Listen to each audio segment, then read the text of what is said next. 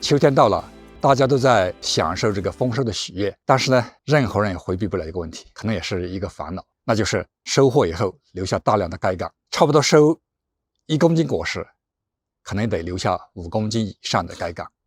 大家看一看这园子里面，瓜藤、西红柿藤、豆杆，很多很多，怎么办呢？是不是拿去扔绿桶？不必要，就地消化。这都是一些非常好的堆肥的原料，需要的是正确的处理它们。处理好了，明年咱们不再买牛粪，不再买鸡粪。那怎么处理呢？好，堆肥包括任何的肥料，就是鸡粪也好，牛粪也好，它其实都是有机废物转化以后做成的肥料。那这些该岗、西红柿杆、瓜杆，它都属于有机废物，经过适当的处理，都能变成优质肥料。怎么变呢？它涉及4个因素。第一个就是碳氮比，碳氮比呢就是该杆里头的碳和氮的比例。那最佳的比例，也就是说最有利于微生物分解有机质的最佳比例是15份碳1个氮。那具体例子是什么？具体例子就是我们刚剪下来的草坪草的绿色的草，这个它分解腐烂很快，或者说新鲜的豆杆，这分解很快，能很快变成肥料。那其他的东西就需要处理。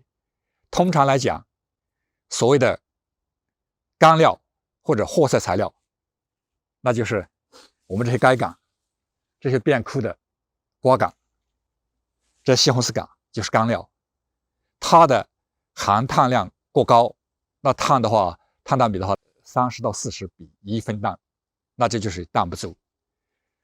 碳氮比不合适有个什么问题呢？它类似于咱们和面粉、水和面粉的关系，有一个最佳的比例，水多了你和不好，这个面多了你同样和不好，所以这个碳氮比的关系就是这个关系。我们只有调节好最佳的比例才行。那还有湿料的问题，湿料哪些是湿料？豆腐渣就是湿料，它含氮过多。如果你用豆腐渣、纯豆腐渣去堆，同样是堆不好，因为氮过多、碳不足、能量来源不足，这个微生物没法最佳的利用、最佳的分解。所以堆肥的核心，第一个就是碳氮比。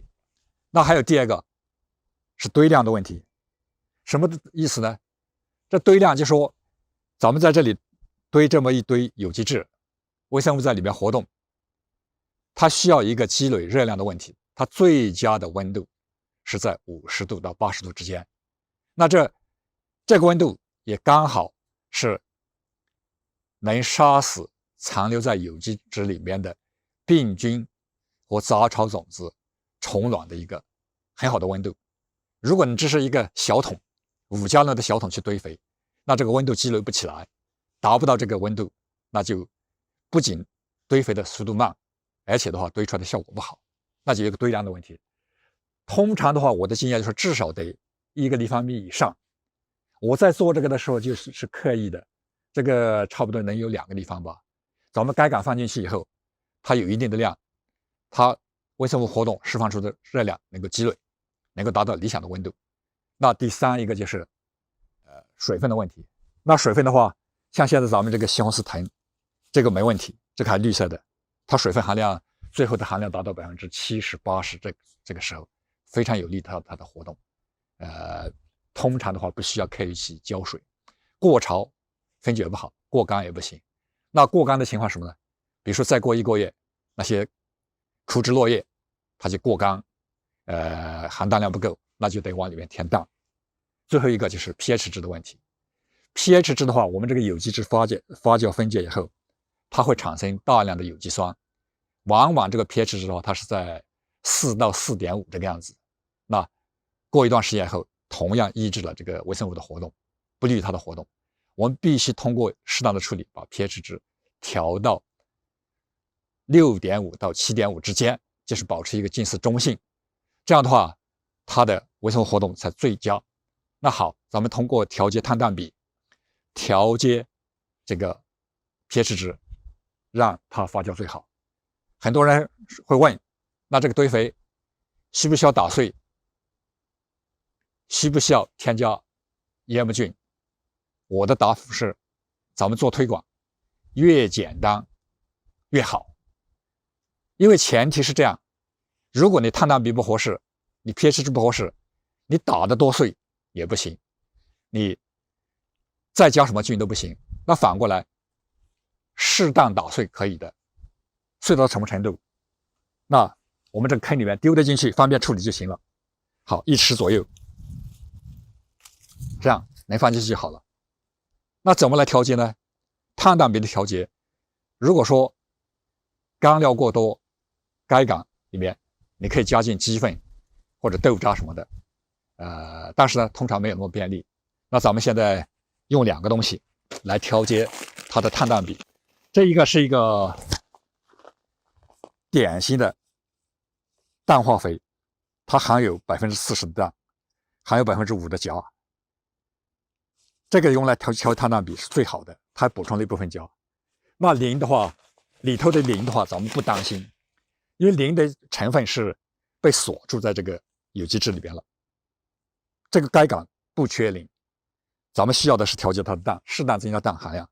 另外一个调节 pH 值，这是一个石灰，有一点要注意，石灰的话2种，一种是粉末的，一种是颗粒的。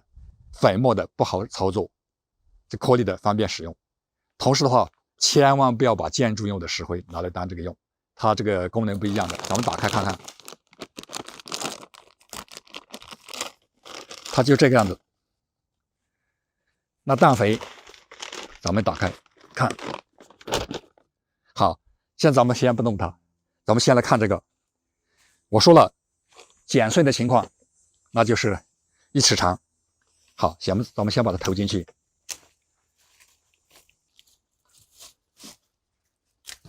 这个砍瓜也该收了，盆子拿下来堆肥。那现在咱们量投的差不多了。通常照我的经验，它还有一个沉降的问题。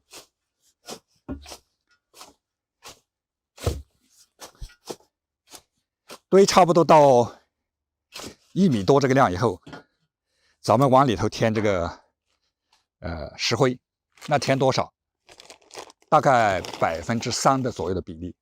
那这里边的话，也就是说，咱们差不多这大半袋石灰进去就可以了，撒进去，它会随着自然回落而发挥作用。适当倒腾，让它落下去，再加大概3%左右的氮肥。大家不要担心，说刚才我撒了石灰，撒这个会不会造成氮的流失？不会的，咱们有那么多该缸在里边，有机质，它会起到一定的吸附作用，它会把这个氮源锁住的。我加氮肥的目的是调节碳氮比，让微生物能够得到最佳碳氮比15:1，能够尽快的发酵。好了，现在咱们加了这个以后，适当敲一敲，让它回落一下。这第一层咱们就可以封了。为什么说第一层呢？咱们这叫三明治堆肥法。现在砍着看有那么厚，其实2周以后它回落只有那么多了。咱们这个坑可以堆很多的这个进去，咱们的整个园子里面的料，它能处理一大半。好，我说了，花园无废料，那咱们就是处理这个花园废料最好的一个利器。这所谓的废土倒进去，刚好起2个作用。第一，封堆，能保持里面的温度，能压住里面的任何的异味，能阻绝虫子的侵扰。因为这里头的话，前提是不放任何动物感兴趣的东西，所以动物不会来的。它同时的话，它这个废土，可以起到吸附堆肥释放的养分的作用。这就是废土处理的一个最好的一个办法。大家就不用为盆栽以后剩下的那么多废土怎么处理头痛。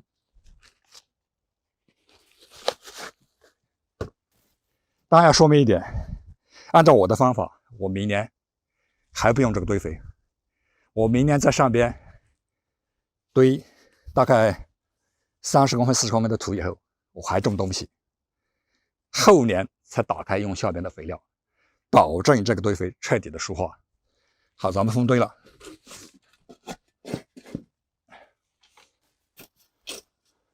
把废土敲碎，让它均匀的覆盖在这个有机材料上面。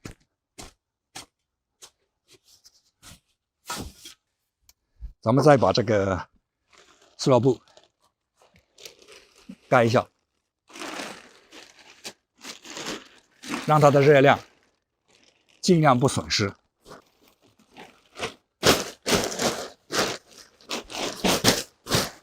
找个东西适当压这条塑料布就可以了。那咱们今天的这个三明治堆肥法的第一层就完成了。以后可以不断往上面投，这个塑料布当然拿掉，不断往上面投料，然后投的差不多了，再放石灰，再放氮肥，然后再封土，循环往复，差不多经过3次以后，能堆到那么高，然后这个土封起来，塑料布盖上，就完成了整个的堆肥过程。就等到明年4月份往里头种东西，后年我们能得到差不多近500-600公斤的优质的堆肥。谢谢大家观看，祝大家身体健康，种植愉快。